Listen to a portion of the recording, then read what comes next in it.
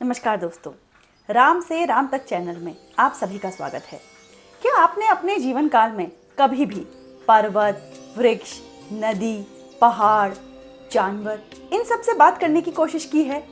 क्या इन सब ने भी आपसे वापस कम्युनिकेट किया है? संभवतः आंसर है नहीं।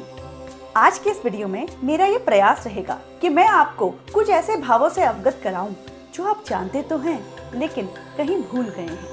तो आइए वीडियो शुरू करते हैं। सीता जी के अपहरण के बाद श्री रामचंद्र जी जब मारीच को मारकर वापस आश्रम की ओर आ रहे होते हैं तो वह लक्ष्मण जी को देखते हैं और देखते ही उनका मन दुख और भय से भर जाता है। वो समझ जाते हैं कि सीता जी पर कोई न कोई आपत्ति अवश्य आ गई है, क्योंकि लक्ष्मण जी उन्हें आश्रम में अकेला छोड़कर इधर आ गए हैं। लक्ष्मण जी से उन्हें सारी बात पता लगती है। वे भागे भागे आश्रम पहुंचते हैं और अपनी प्यारी पत्नी सीता को न पाकर बहुत ही दुखी होते हैं। पहले वो सीता जी की खोज आसपास के वनों में, आश्रम में और जहाँ जहाँ भी वो उपवन में जाती थी वहाँ करते हैं, लेकिन सीता जी उन्हें कहीं भी नहीं मिलती। उसके बाद वो बहुत दुखी हो जाते हैं। टीवी सीरियल में कैसे दिखाते हैं कि श्री रामचंद्र जी पुष्पों से, पेड़ों से, नदियों से, पर्वतों से पूछ रहे हैं कि उनकी सीता कहाँ है। और हम भी सोचते थे कि कोई मनुष्य जिसकी पत्नी खो गई है वो इतना ज्यादा व्याकुल हो गया है कि इन निर्जीव वस्तुओं से भी पूछ रहा है अपनी पत्नी के बारे में। वाल्मीकि जी इसके बारे में क्या लिखते हैं? वो भी यही कहते हैं कि श्री रामचंद्र जी सारे प्राकृतिक घटकों से, पर्वत, नदियों, पशु, पक्षी, फूल, इन सब से अपनी पत्नी के बारे में पूछते हैं। लेकिन वो सिर्फ एक व्यक्ति की व्याकुलता को व्यक्त नहीं करते, बल्कि वो ये भी कहते हैं कि ये प्रकृति भी उनसे वापस कम्युनिकेट करती है। आज मैं आपको कुछ ऐसे उदाहरण दूंगी जिससे ये साफ पता लगता है कि हमारे पूर्वज प्रकृति से बात करते थे और प्रकृति भी पलटकर उनको जवाब देती थी। क्योंकि अब हमने प्रकृति से बात करना बंद कर दिया है तो हमें लगता है कि ये सारी बातें काल्पनिक है। सबसे पहले श्री रामचंद्र जी मृगों के झुंडों से पूछते हैं कि मेरी पत्नी सीता कहाँ गई। तो वे सारे मृग झुंड में उठकर दक्षिण दिशा की ओर मुंह करके खड़े हो जाते हैं। लक्ष्मण जी उनका ये संकेत पहचान जाते हैं और श्री रामचंद्र जी को कहते हैं कि अवश्य ही दक्षिण दिशा की ओर जाने पर हमको सीता जी के बारे में कुछ ज्ञात होगा। श्री रामचंद्र जी पृथ्वी की ओर मुंह करके सीता जी की खोज में निकल ही रहे होते हैं कि उन्हें पृथ्वी पर कुछ पुष्प दिखाई देते हैं। तो वहां पर वाल्मीकि जी ने इतनी सुंदर बात लिखी है। वो कहते हैं कि श्री रामचंद्र जी कह रहे हैं कि देखो, मेरा हित करने की इच्छा से पृथ्वी, सूर्य और वायु ने इन फूलों को सुरक्षित रखा है।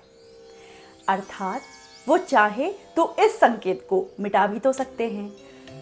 हमारी जनरेशन की प्रॉब्लम ये है कि हम ये भूल गए हैं कि ये जो भी हमारे साथ इस प्रकृति में है ना, वो सब जीवित है, लाइव है। इसीलिए तो हम इस प्रकृति को इतना नुकसान पहुंचाने में लगे हुए हैं। असल में हमारे पूर्वज ना प्रकृति से बात कर सकते थे। वो उनके प्रति आदर का भाव रखते थे, उनके प्रति उपकार का भाव रखते थे। श्री रामचंद्र जी आगे बढ़ते हैं और गोदावरी नदी से कहते हैं कि तुम भी मुझे सीता के बारे में कुछ तो बताओ। पर सभी प्राणियों के कहने के बाद भी गोदावरी नदी श्री रामचंद्र जी को सीता जी का पता नहीं बताती। तो श्री रामचंद्र जी क्रोध से भर जाते हैं और गोदावरी नदी से कहते हैं कि तू मुझे सीता का पता नहीं बता रही है, मैं तुझे अभी सुखा देता हूँ।